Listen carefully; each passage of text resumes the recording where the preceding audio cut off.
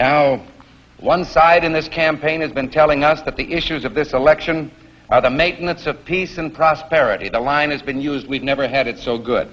I won't have to worry about putting gas in my car. I won't have to worry about paying my mortgage. You know, if I help him, he's going to help me. But I have an uncomfortable feeling that this prosperity isn't something on which we can base our hopes for the future. The key point I'm making right now is that the economy is moving in a positive direction. And yet our government continues to spend $17 million a day more than the government takes in. You're telling me we got to go spend money to keep from going bankrupt?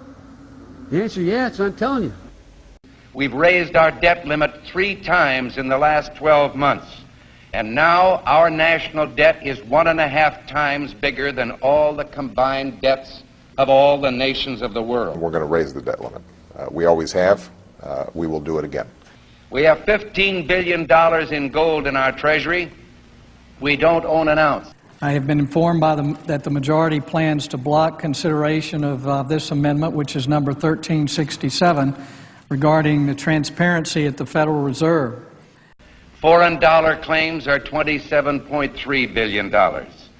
It said that China has now surpassed Japan as the U.S. government's largest creditor, owning at least 10% of all U.S. debt, perhaps as much as $700 billion. And we've just had announced that the dollar of 1939 will now purchase 45 cents in its total value. President Obama is expected to face tough questions over the U.S. decision to pump $600 billion freshly printed dollars into its economy. Now, the move is an attempt to revive the country's finances, but will result in a devaluation of the dollar. We're at war with the most dangerous enemy that has ever faced mankind in his long climb from the swamp to the stars. We've got to give them a stake in creating the kind of world order that I think all of us would like to see. And it's been said if we lose that war, and in so doing lose this way of freedom of ours, you'll construct a legal regime to make indefinite detention legal. history will record with the greatest astonishment that those who had the most to lose did the least to prevent its happening.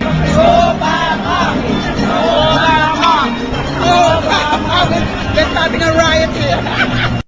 Well, I think it's time we ask ourselves if we still know the freedoms that were intended for us by the Founding Fathers. For some trips, it'll be faster than flying, without the pat-down. Anna was picked to go through. Pretty much everybody except the baby was picked to go through the scanner. If we lose freedom here, there's no place to escape to. This is the last stand on earth. Damn America, that's in the Bible.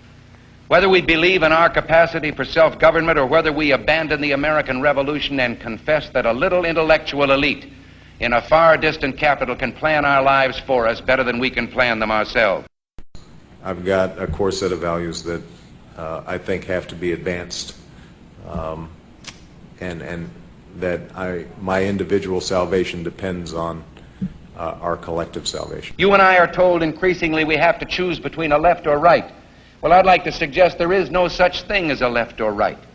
There's only an up or down. We had an election, and it was about a direction for our country. And regardless of their sincerity, their humanitarian motives, those who would trade our freedom for security have embarked on this downward course. In this vote harvesting time, they use terms like the Great Society, or as we were told a few days ago by the President, we must accept a greater government activity in the affairs of the people. E pluribus unum, out of many, one. In the end, that's what this election is about. Well, the trouble with our liberal friends is not that they're ignorant. It's just that they know so much that isn't so. Over the course of 10 years, it would cost what it would cost us. All right, okay, we're going to. It would cost us about the same as it would cost